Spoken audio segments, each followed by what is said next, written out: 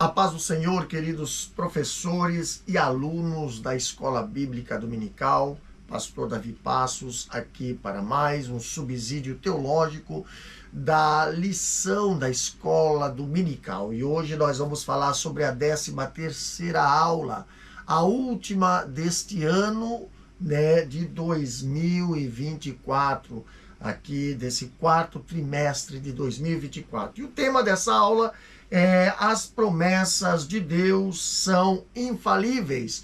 Nós temos o nosso textuário que se encontra em Números capítulo 23, versículo 19, que diz assim o texto da palavra do Senhor: Deus não é homem para que minta, nem filho do homem para que se arrependa. Porventura diria ele e não o faria, ou falaria e não o confirmaria?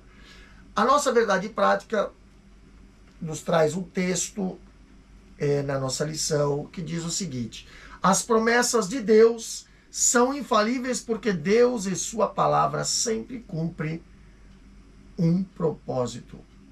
Sempre cumprem um propósito. Então, leitura em classe. Nós temos aqui encontrado nas referências de Salmo 102, versículo 25 até o 27, 2 Pedro capítulo 3, versículo 8 ao 13. Vamos ver o que diz Salmo 102, 25 a 27. Diz o seguinte: desde a antiguidade fundaste a terra, e os céus são obra de tuas mãos. Eles perecerão, mas tu permanecerás. Todos eles, como uma veste, envelhecerão, como roupa os mudarás, e ficarão mudados. Mas tu és o mesmo, e os teus anos nunca terão fim. 2 Pedro, capítulo 3, versículo 8 ao 17, diz o seguinte: mas, amados, não ignoreis uma coisa, que um dia para o Senhor é como 1000 anos, e 1000 anos como um dia. O Senhor não retarda a sua promessa, ainda que alguns a tenham por tardia, mas é longânimo para convosco, não querendo que alguns se percam, senão que todos venham a arrepender-se. Mas o dia do Senhor virá como o ladrão de noite, na qual os céus passarão com grande estrondo, e os elementos ordenando se desfarão, e a terra e as obras que nela há se queimarão. Havendo, pois, de perecer todas essas coisas, que pessoas vos convém ser em santo trato e piedade, aguardando e apressando-vos para a vinda de Deus, do dia de Deus, em que os céus em fogo se desfarão e os elementos arderão e se fundirão. Mas nós, segundo a sua promessa, aguardamos novos céus e nova terra, em que habita a justiça. Temos aqui alguns objetivos para este tema, e o primeiro objetivo é apresentar a doutrina bíblica da infalibilidade de Deus. Segundo objetivo para esse tema é explicar o aparente paradoxo a respeito de que Deus não mente nem se arrepende. E o terceiro é afirmar que as promessas de Deus são infalíveis. Amém? As promessas de Deus são infalíveis. Números capítulo 23, versículo 19, nós já vimos aí o texto dizendo que Deus não é homem para que minta, nem filho do homem para que se arrependa. Porventura daria ou diria ele e não o faria, ou falaria e não o confirmaria? A introdução da nossa lição diz o seguinte: a Bíblia revela atributos exclusivos de Deus, sua opinião, sua onipotência, onipresença, onisciência, e o que enfatizaremos nessa lição, sua imutabilidade. Por isso, ele não falha em suas santas promessas, tanto no Antigo Testamento quanto no Novo Testamento. A infalibilidade de Deus em suas promessas é um tema de grande valor que fortalece a nossa vida espiritual e aprofunda o nosso relacionamento com Deus. Os homens, eles fazem muitas promessas, mas nem sempre as pode cumprir. A razão é simples. Pastor, por quê? Porque todos os homens, na sua condição natural, são falhos, são limitados nas suas fraquezas humanas, né? Então não há homem perfeito que nunca falhe. A palavra de Deus é realista nesse sentido. Quando ele escreve lá em Eclesiastes capítulo 7, versículo 20, ele diz bem assim, ó, na verdade, não há homem justo sobre a terra que faça bem e nunca peque. Então, parece uma contradição para muitas pessoas não haver quem não peque. A palavra de Deus, contudo, revela-nos que há dois tipos de pecado. Pecado para a morte e pecado que não é para a morte. Está escrito, a Bíblia fala lá em 1 João capítulo 5, versículo 16 e 17. Se alguém vir seu irmão cometer pecado que não é para a morte, orará e Deus dará a vida daqueles que não pecarem para a morte. Há pecado para a morte e por esse não digo que ore. Toda iniquidade é pecado. E há pecado que não é para a morte. Então, pecado para a morte é todo aquele que é cometido contra a palavra de Deus, de modo explícito, e que, se não for confessado e deixado, com arrependimento, infalivelmente produz a morte espiritual, e que equivale à condenação eterna. Então, algumas listas de pecado para a morte podem ser identificadas nas Escrituras. Uma delas, bem conhecida, encontra-se lá na epístola de Paulo aos Gálatas, capítulo 5, versículo 19, até o versículo 21, que diz assim, ó, porque as obras da carne são manifestas, as quais são prostituição, impureza, lascívia, idolatria, feitiçaria, inimizade, porfias, emulações, iras, pelejas, dissensões, heresias, invejas, homicídios, bebedice, glutonaria e coisas semelhantes a essas, cerca das quais vos declaro, como já antes vos disse, que os que cometem tais não herdarão o reino de Deus. Então, por outro lado, pecado que não é para a morte é todo aquele que é cometido, às vezes até de modo inconsciente. E há ocasiões que alguém faz acepção de pessoas sem perceber. Um velho pastor, homem de Deus, santo, de vida irrepreensível, de vez em quando, fazia acepção de pessoas no púlpito quando apresentava os visitantes, tratando diferentemente com privilégio aquele que se vestia bem, enquanto que, normalmente, os que se vestiam de maneira mais simples. Como jovem obreiro, eu achava aquilo estranho, mas essa atitude do pastor, sem intenção de exaltar um e humilhar o outro, é pecado de acepção de pessoas, como fala lá em Tiago capítulo 2 e 9. Mas certamente não leva à morte espiritual. Quando, no entanto, vemos como o Senhor é revelado na sua santa palavra, percebemos que ele jamais falha. Ele é Deus, é onipotente, é onipresente, é onisciente, atributos exclusivos dele. Ele também é imutável. Por isso, jamais falhará nas suas santas promessas, tanto as do Antigo Testamento como as do Novo Testamento. Então, tudo o que ele prometeu a Israel, cumpriu cabalmente. Tudo o que ele tem prometido à igreja tem se cumprido. e infalivelmente se cumprirá.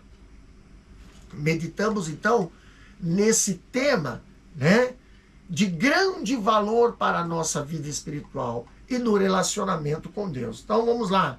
Primeiro tópico da lição fala: Deus é infalível. No primeiro ponto, ali nós temos o seguinte texto: a infalibilidade de Deus.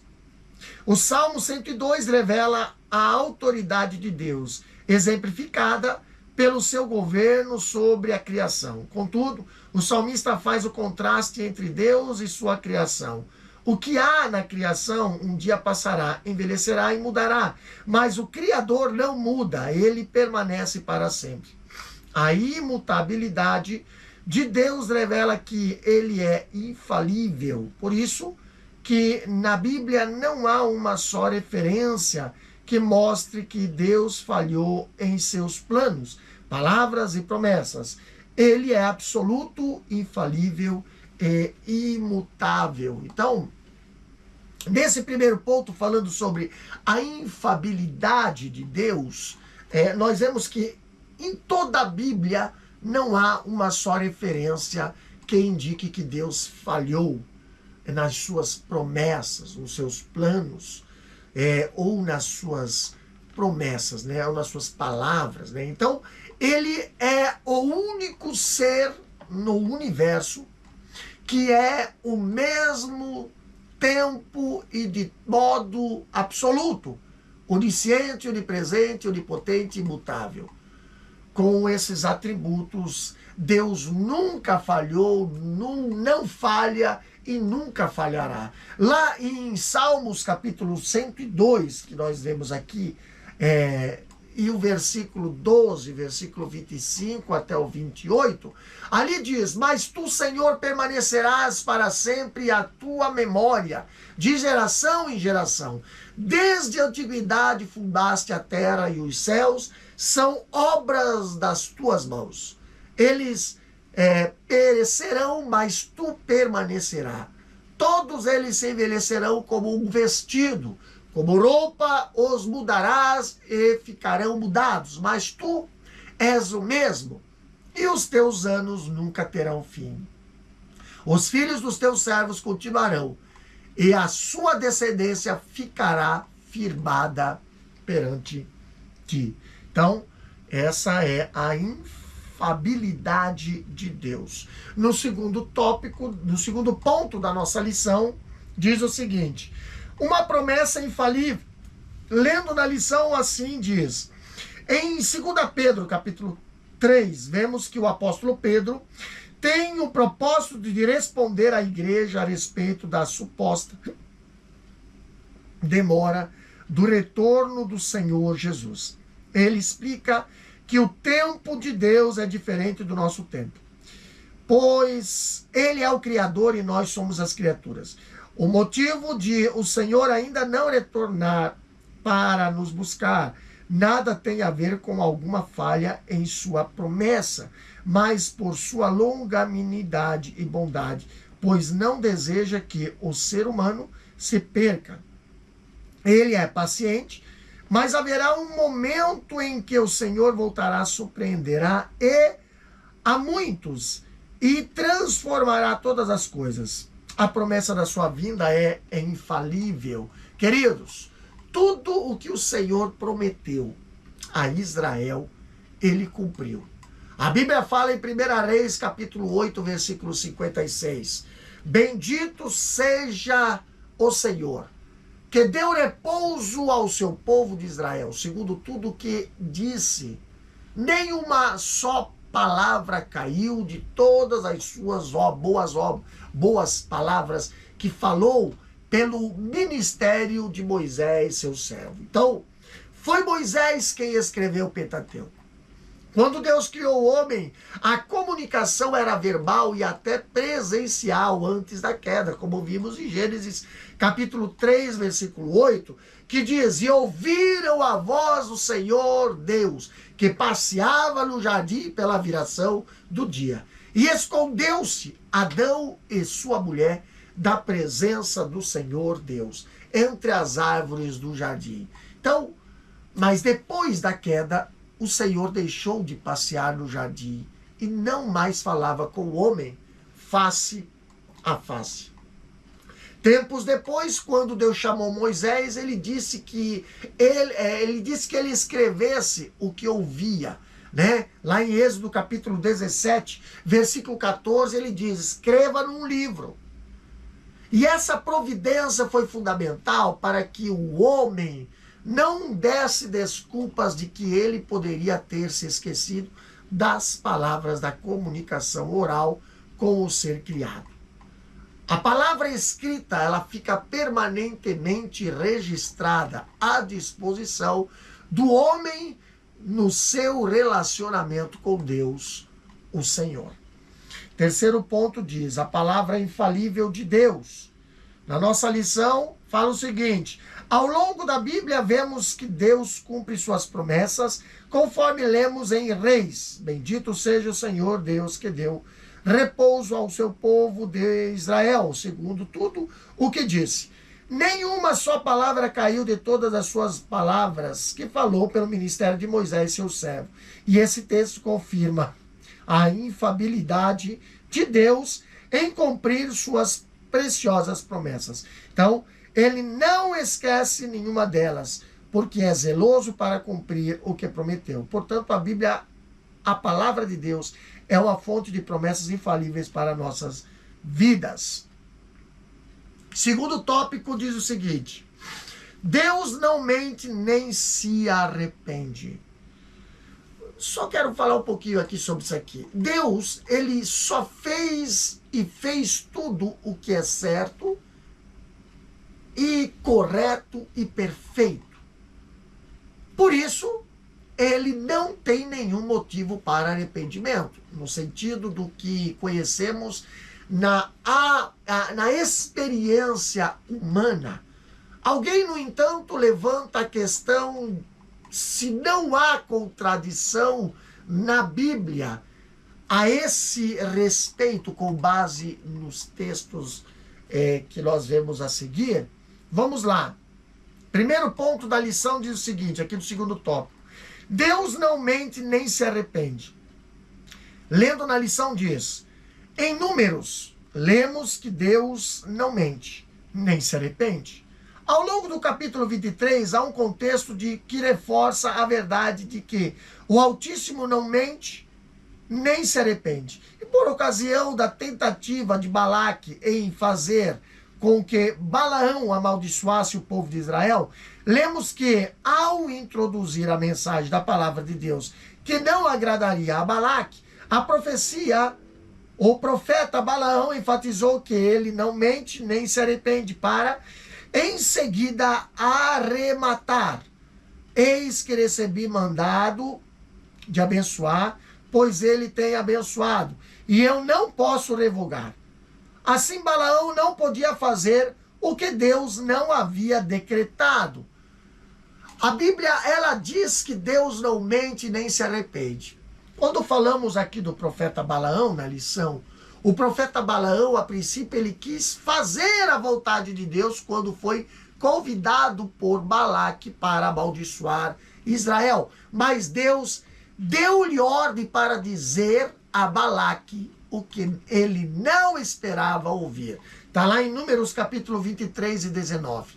Deus não é homem para que minta, nem filho do homem para que se arrependa. Porventura diria ele e não o faria? Ou falaria e não o confirmaria?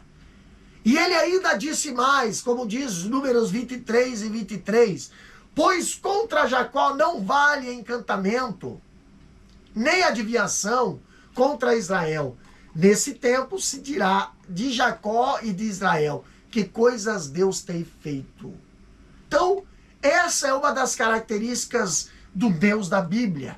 O que ele fala, cumpre, ele confirma.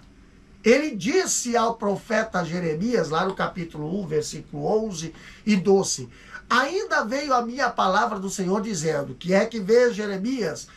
E eu disse, vejo uma vara de amendoeira. E ele disse-me, viste bem, porque eu velo sobre a minha palavra para cumprir. Então, Deus não mente e nem se arrepende. No segundo ponto, do segundo tópico da nossa lição diz: Deus se arrependeu? Uma pergunta. O que diz aqui?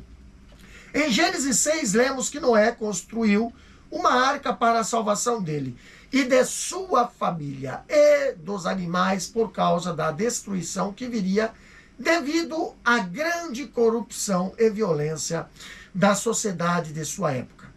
Entretanto, esse mesmo texto diz que Deus havia se arrependido de ter feito a humanidade, pois pesou-lhe o coração ao contemplar o caminho de corrupção e violência que a humanidade decidiu trilhar. Assim, poderíamos nos perguntar, afinal de contas, Deus se arrepende? Em Gênesis, nós vemos que por causa da corrupção e da violência no mundo, Deus disse que mandaria terrível juízo sobre a humanidade. Durante cerca de 120 anos, através de Noé, e mandou que o patriarca construísse uma grande arca para salvação dele e de sua família, bem como para também a preservação da vida dos animais e das aves terrestres.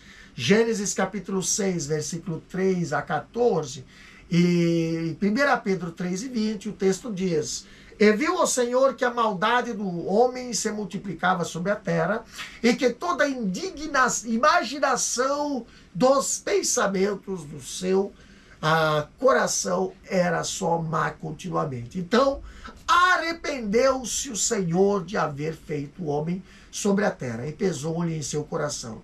E disse o Senhor: Destruirei de sobre a face da terra o homem que criei, desde o homem até o animal, até o réptil e até a ave dos céus, porque me arrependo de os haver feito. Então, a grande catástrofe hídrica ocorreu, segundo cálculos aproximados, cerca de 6 a 7 mil anos antes de Cristo, né? Então, é o dilúvio, né? Vamos para o terceiro ponto, o segundo ponto aqui da nossa lição. Terceiro ponto da nossa lição, do tópico 2, diz o seguinte: uma aparente contradição. Em Números, lemos que Deus não se arrepende. Em Gênesis, que ele se arrepende.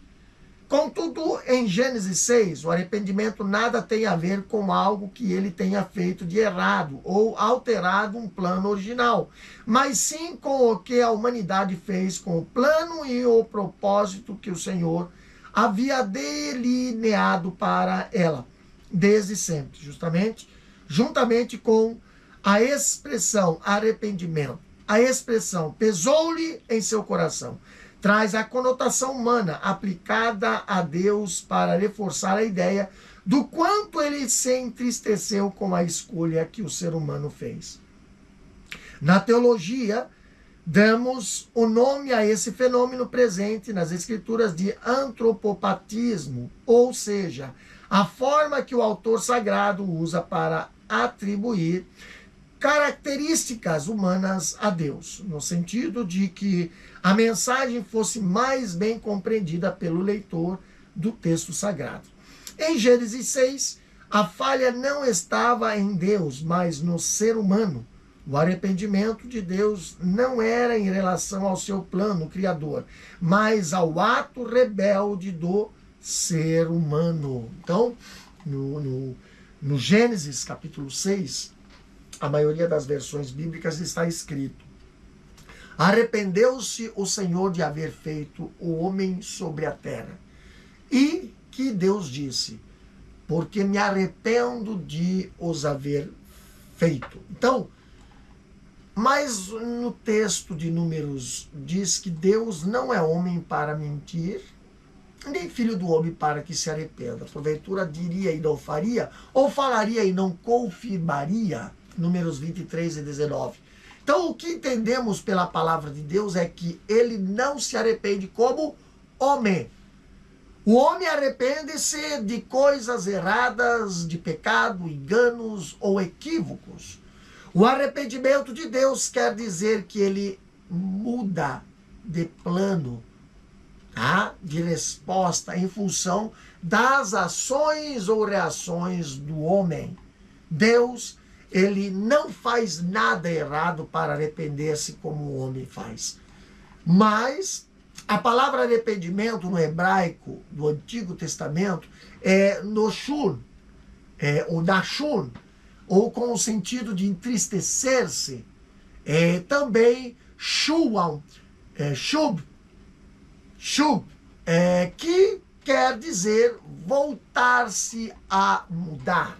Então, assim, com base nessa referência linguística, podemos dizer que o Senhor ficou triste por haver criado o homem e mudou de plano em relação à humanidade, resolvendo destruir a humanidade sobre a terra, como diz Gênesis 6 e 17. Então, e ainda perseverando apenas, ali preservando apenas Noé e a sua família para, depois da grande catástrofe, repovoar a terra com o homem e os seus animais. Terceiro tópico da nossa lição tem o tema: as infalíveis promessas de Deus. As infalíveis promessas de Deus, como vimos no item anterior, Deus ele não mente em hipótese alguma. Quando olhamos Jesus, ele disse, quando orava a Deus intercedendo pelos seus discípulos, lá em João capítulo 17, versículo 17, ele diz: santifica-os na verdade, a tua palavra é a verdade. Então vimos que o arrependimento de Deus nada tem a ver com o arrependimento do homem. Este se arrepende de coisas erradas, mas Deus jamais errou. Então, assim, tudo o que ele promete é verdadeiro e não pode falhar. Primeiro ponto da lição, nós temos o seguinte texto: o plano glorioso.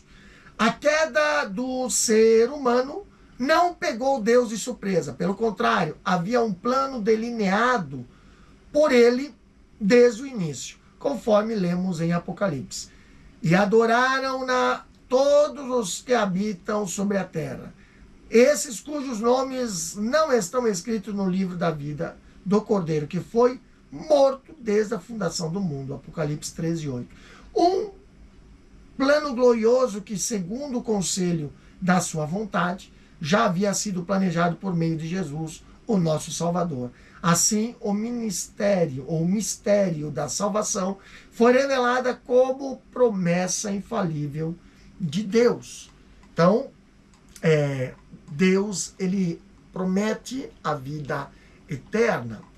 Capítulo 5, já nos referimos à promessa ímpar da salvação em Cristo Jesus.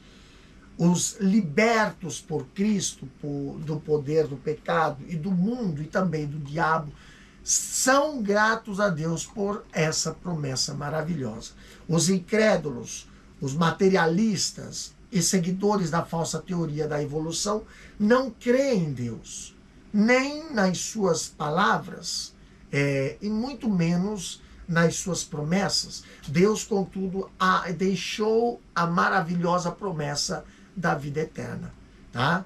A Bíblia diz lá em 1 João capítulo 2, 24 e 25, portanto, o que desde o princípio ouviste permaneça em vós. Se em vós permanecer o que desde o princípio ouviste, também permanecereis no Filho e no Pai. E esta é a promessa que ele nos fez, a vida eterna. Então, no plano de Deus para a redenção do homem perdido, Deus definiu que a vida eterna seria trazida por Jesus Cristo, nosso Senhor. E ainda, Jesus, ele ainda diz, lá em João capítulo 10, versículo 28 até o 30, e dou-lhes a vida eterna, e nunca hão de perecer, e ninguém as arrebatará das minhas mãos. Meu Pai, que nas deu, é maior do que todos, e ninguém pode arrebatá-las das mãos do meu Pai. Eu e o Pai somos um. Então, essa é uma das grandes promessas de Deus, ou, na verdade, a maior promessa de Deus mediante Cristo, para a salvação do pecador, como diz lá em João 3,16, né? Quando Jesus diz, porque Deus amou o mundo de tal maneira que deu seu Filho unigênito, para que todo aquele que nele crê não pereça, mas tenha a vida eterna. E por falar de eternidade, o segundo ponto do terceiro tópico fala da eternidade. Ali diz, a eternidade, juntamente com o seu plano de salvação, Deus promete a vida eterna. Isso mostra que não somos criados para a queda, para a rebelião contra Deus e consequente a finitude, mas somos criados para eternamente andar e viver na presença de Deus. Dessa forma, o Senhor Jesus é o garantidor da eternidade que um dia experimentaremos por ocasião de sua vida e transformação do nosso corpo, corruptível em um incorruptível celestial. Então, desde a criação, quando falamos a vida do homem depois da queda, desde a criação, após a queda, os anos de vida do homem decresceram gradativamente. Como já falamos no capítulo 6, Adão, ele viveu 930 anos e o seu filho Sete viveu 912 anos. Já Enos, o neto de Adão, filho de Sete, viveu 905 anos. Cainã, filho de Enos, bisneto de Adão, viveu 910 anos. Maalalel, né, filho de Cainã, viveu 895 anos. Já Jared, filho de Maalalel, viveu 962 anos. Enoque, filho de Maalalel, viveu 365 anos e foi arrebatado. Matusalém, filho de Enoque, foi o homem que mais viveu depois da queda, alcançando 969 anos de idade. Depois, Lameque, seu filho, viveu 777 anos. Noé, filho de Lameque, nasceu quando seu pai tinha 500 anos. Como diz Gênesis 5, versículo 1 ao 32. Então, outra genealogia foi a de Sem, filho de Noé. Esse viveu 600 anos. Resumindo, as idades, elas foram diminuindo consideravelmente. Se nós olharmos lá para a família de Abraão, Terá, pai de Abraão, viveu 205 anos, como diz Gênesis 11 e 32. Já Abraão viveu 175 anos, como diz Gênesis 25 e 7. Seu filho Isaac viveu 180 anos, como fala Gênesis 35 e 28. E o seu filho Jacó viveu 147 anos, Gênesis capítulo 47 e 28. Já o seu filho José viveu 110 anos, como diz Gênesis 50, versículo 26. E os séculos passaram e vemos nos Salmos muitos escritos entre 1500 anos antes de Cristo.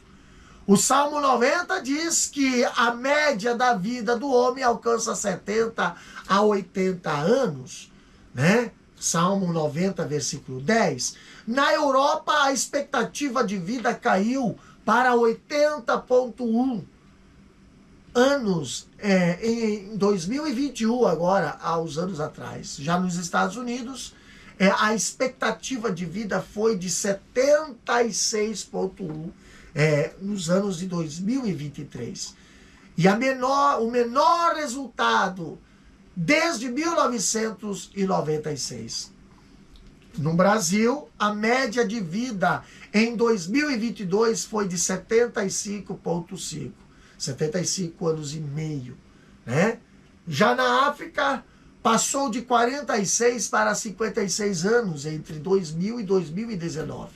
Então, como se vê, a expectativa de vida registrada no livro de Salmos, capítulo 90, ainda continua em vigor, tá? Terceiro ponto da nossa lição, do terceiro tópico, diz: esperança forjada na promessa infalível de Deus. Ao longo dos séculos, o ser humano busca uma maior expectativa de vida. Ele a tem buscado no suporte dos avanços da medicina, dos novos recursos científicos e tecnológicos à disposição da humanidade. Mas o envelhecimento e a morte são realidades vivenciadas pelo homem inexoravelmente. Contudo, os que têm a sua esperança forjada na promessa infalível de Deus sabem que nada nesse mundo pode enfraquecer a alegria da salvação que desfrutamos em Cristo Jesus.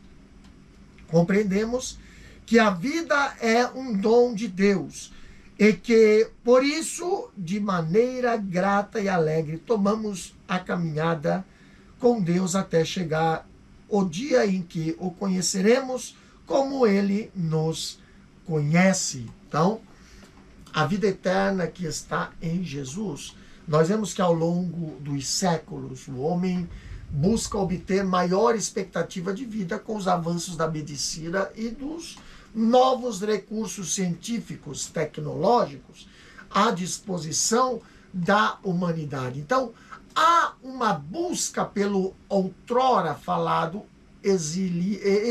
eligir da longa vida, né? Visando vencer a realidade da velhice e da morte.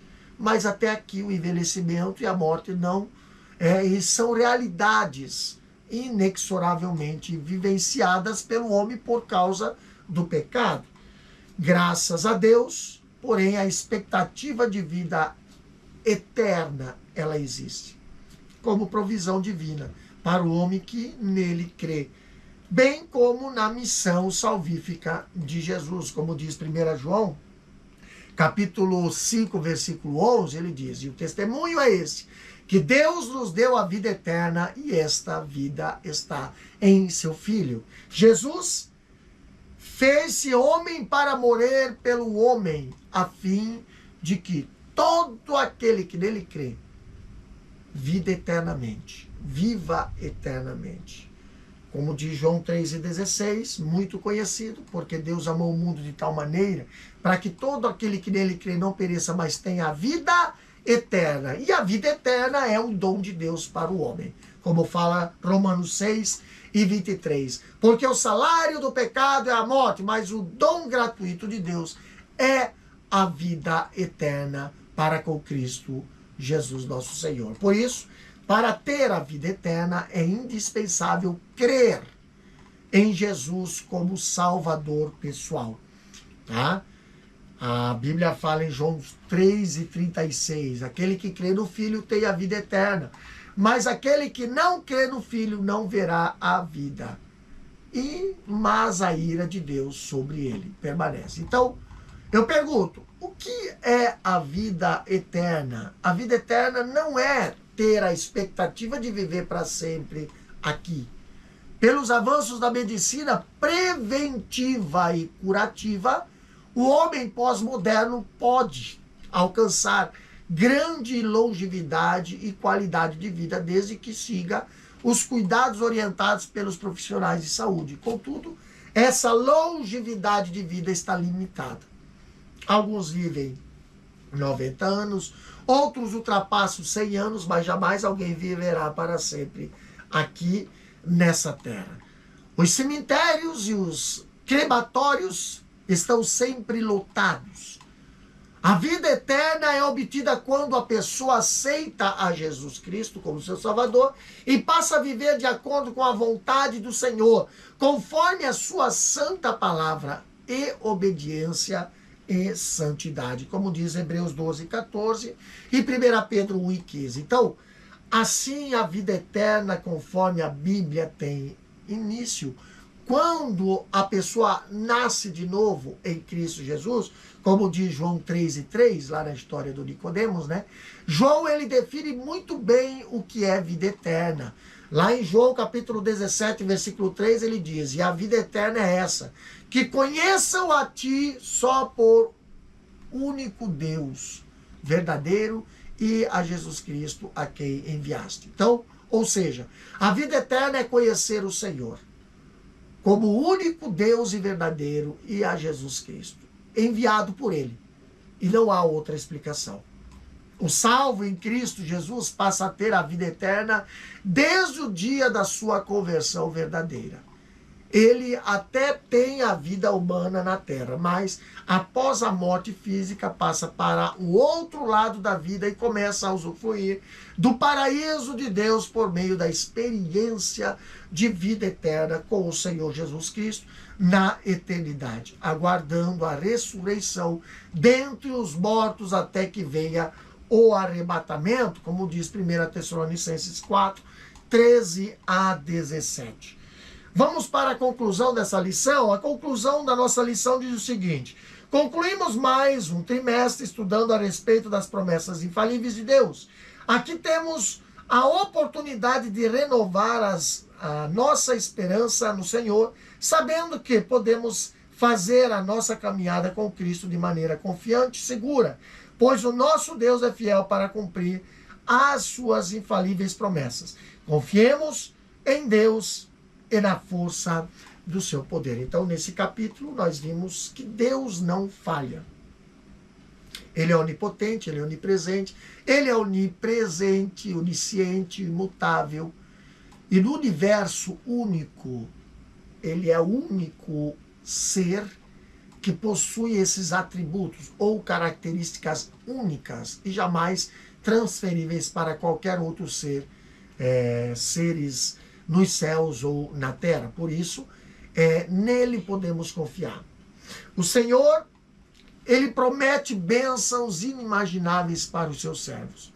A sua palavra revelada de modo especial por meio das Escrituras é infalível, inerente, inspirada e revelada a toda a humanidade. Então, meus queridos, que Deus abençoe as vossas vidas e nos ajude para que possamos a Ele servir com alegria, fidelidade e santidade, a fim de que, quando Jesus vier buscar a sua igreja, possamos estar em comunhão com Ele. Amém? Vamos para o nosso questionário, revisando o conteúdo. Primeira questão diz o seguinte: o que o Salmo 102 revela? Resposta: o Salmo 102 revela a autoridade de Deus exemplificada pelo seu governo sobre a criação. Versículo 25.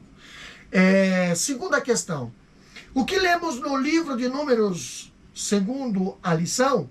Resposta: em Números lemos que Deus não mente, não se arrepende. Números, capítulo 23, versículo 19. Terceira questão: o que tem a ver o arrependimento em Gênesis 6? Resposta: em Gênesis 6, o arrependimento nada tem a ver com algo que Deus tenha feito de errado. Ao alterado um plano original, mas sim com o que a humanidade fez com o plano e o propósito que o Senhor havia delineado para ela desde sempre. Quarta questão: de acordo com a lição, como o mistério da salvação foi revelada?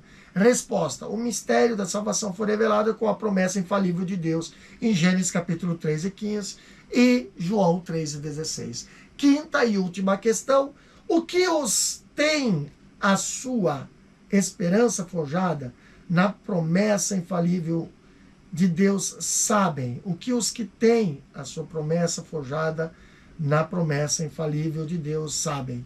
Resposta: os que têm a sua esperança forjada na promessa infalível de Deus sabem que nada nesse mundo pode enfraquecer a alegria da salvação que desfrutamos em Cristo Jesus.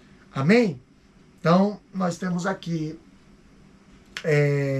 na nossa lição, nós temos uma frase ainda do Antônio Gilberto dizendo bem assim: quando eu vasculho o meu arquivo para aprimorar-me, louvo a Deus quando observo retrospectivamente e vejo o que ficou para trás. Claro que os frutos vêm da mão de Deus. Eu fui e sou apenas um pequeno instrumento. Assinado Antônio Gilberto. Então, nós terminamos aqui esse quarto trimestre de 2024, né? e já estamos aí encaminhando o próximo trimestre aí para o ano de 2025, tá? Compartilhe esse vídeo, compartilhe esse estudo, que Deus possa abençoar você, professor, que Deus possa aí abençoar a sua classe, aos seus alunos através desse estudo bíblico. Amado Deus, eterno Pai, te agradecemos, Pai, por mais esta aula, Senhor. Te agradecemos por mais esta lição, Senhor, por mais esse trimestre, na qual, Senhor, o tema foi pautado nas promessas infalíveis de Deus. Pai Santo, pedimos a tua bênção sobre cada professor, sobre cada aluno, Senhor, sobre cada classe. E através desta palavra, desse estudo, que muitas vidas venham a ser abençoadas através da tua palavra, Pai. Nós te agradecemos, Deus, no nome de Jesus. Amém e amém. Que Deus vos abençoe.